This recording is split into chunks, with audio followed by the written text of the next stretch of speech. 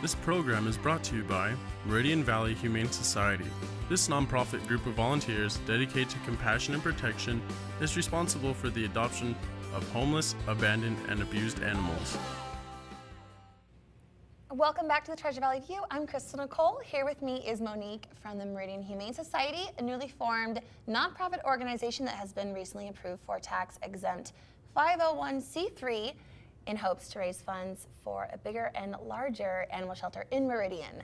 Thanks for being with us today. You bet. Thanks for having me today. Absolutely. You know, so far we've done Forever Friends every week on the Treasure Valley View. It's been 2 months now, and every animal that we've had on has been adopted. That's fantastic. So, yeah. Well, hopefully we'll have the same luck today. Absolutely. Who do we have here? Okay, so I brought Jacob with me today, and he is a 12-year-old lab mix. So he's a senior, but I do want to emphasize that he's got a clean bill of health. He's been evaluated by a vet. He was in a foster home, and he just will run up and down the stairs and on the trampoline, and so he's got plenty of energy left. So I encourage you to check him out. Absolutely. I want to talk a little bit about the black dog syndrome. Yes. So that's a very real issue that a lot of people aren't familiar with. And essentially what that is that it's this kind of weird phenomenon where dogs or cats even that are black in color are often overlooked at the shelters. So they tend to be the more populated dogs in the shelters. There's just a lot more of them. It's harder to get them adopted, and I don't know exactly why that is.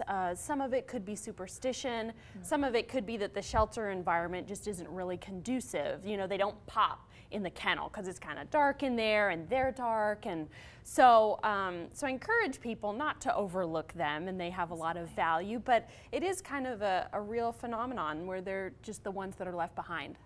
That's so sad. Well, I understand that you are fostering Jacob right now. I personally am not, but he has been in a foster home. I do foster, and so fostering, when you have a dog that's been in a foster situation, it's really great because they can be evaluated a lot more accurately. In a shelter, oftentimes, you know, they may not get out as much, or it's just loud and it's stressful, and so it's hard to evaluate what their temperament is. And when they're fostered, they're in someone's home. It's a very low-key, normal environment. So if you're looking to adopt that dog, you get a real accurate picture of what they're like, and so you can make a better decision on whether the dog's a good fit for you and your family or not. Well, if you take an animal, or if you take the family, you know, to the animal shelter, but you don't see the dogs that are being fostered, how do you know they're available? You know, you can check out the website, so meridianhumanesociety.org, and if you're interested in Jacob or other dogs, all the dogs are posted on there. And then when you look at their bio, it'll say this dog is not at the shelter, it's at, you know, X and Y foster location, and you can contact their foster mom or foster family directly and then go and meet them. So it's really not any more complicated than going to the shelter when you see a foster dog, but we put them in foster homes if they're a little older, if they're puppies, you know, if they have any kind of special need where the shelter environment isn't going to be beneficial to them, then that's where those foster families come in. Well, what is the biggest need for the Meridian Humane Society? You know, I would say probably foster homes because the populations that come in, whether strays or owner surrender, really ebb and flow. And so sometimes they're very overcrowded, and that's a big need for them. Sometimes not so much. If you can't foster, certainly coming to the shelter, spending a little bit of time with them, walking them, just getting them out of the kennel. The Humane Society has the cutest little yard, and you can play with them, donate food, money if you don't have the time. There's all kinds of ways to get involved, and so you can check out the website and call in and inquire, and I'm sure they'll find a place for you.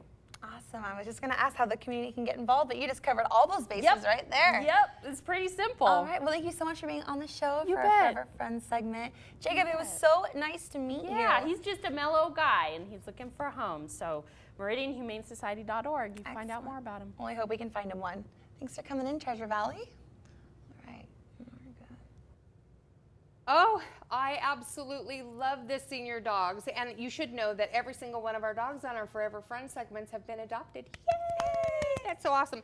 I have got Tangled sitting here with me. Hi. Yesterday, I put a plea out for who do you think in our community, not everybody else in the world, but in our community, who do you think is a hero? And Tangle actually was nominated, but then she said, we're not going to talk about me. No. We're going to talk about my daddy. He's a hero. I said, well, my dad's a hero too. But we're going to go ahead and talk about your dad. And his name is? Ray Lamar Manley. He lives in the Twin Falls area.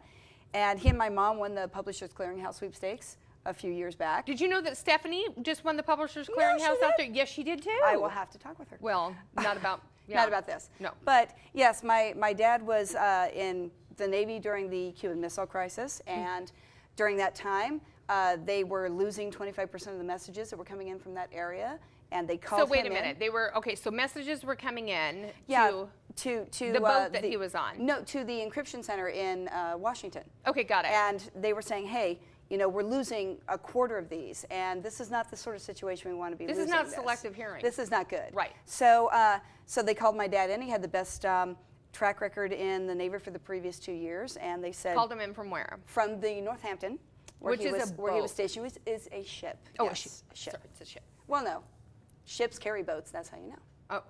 Oh, okay. So now.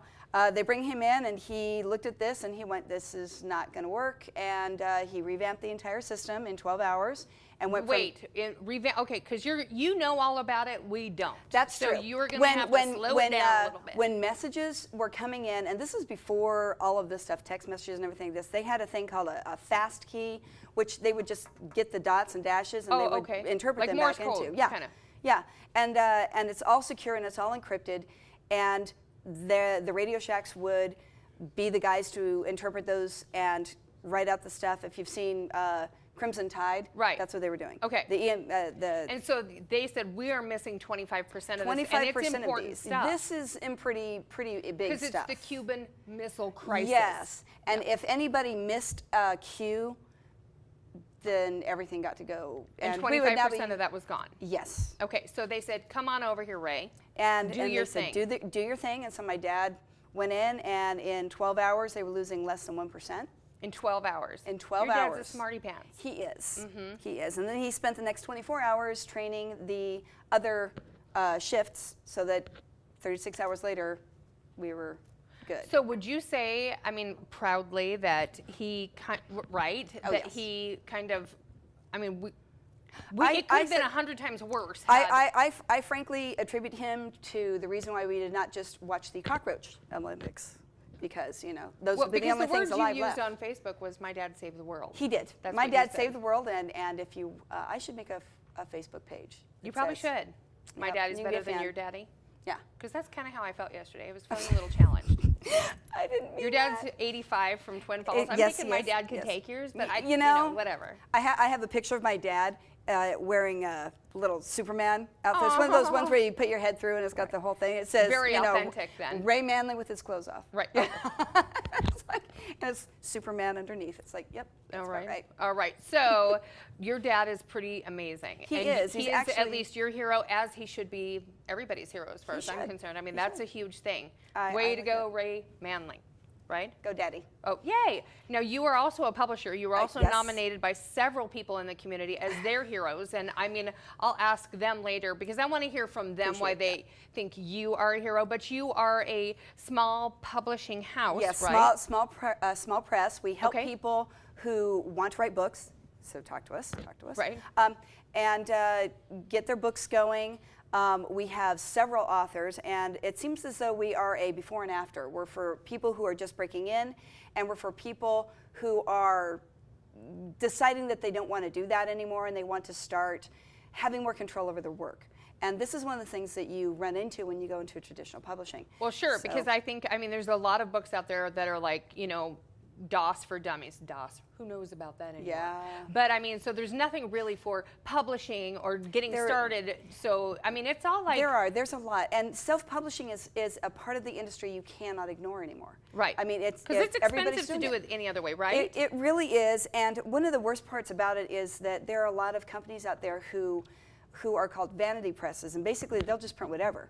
They don't help you do any of it. No, we actually we have a screening process. We put you through an editor. We work with you, and we help you do the marketing and appearances and book signings. So Tangle, do me a huge favor. We're going to come in on camera 1 right here. Go ahead and tell them exactly how they can get a hold of you if they're brand new authors, because we have to wrap it up really quickly. But if you want to get in contact with her, find out a little bit more about her dad or about the books that she's already written, or if you have a book you'd like to write, tell them how to find you. Okay, go to Fantastic Journeys Publishing or fjpublishing.com. And that will get you to our company website. Or you can look for Tanglwyst to Holloway. Just do a Google search. Find her on Facebook. Thanks so much for joining us here on Treasure Valley View. I'm Stevie Killam, and we'll see you back after these commercial messages.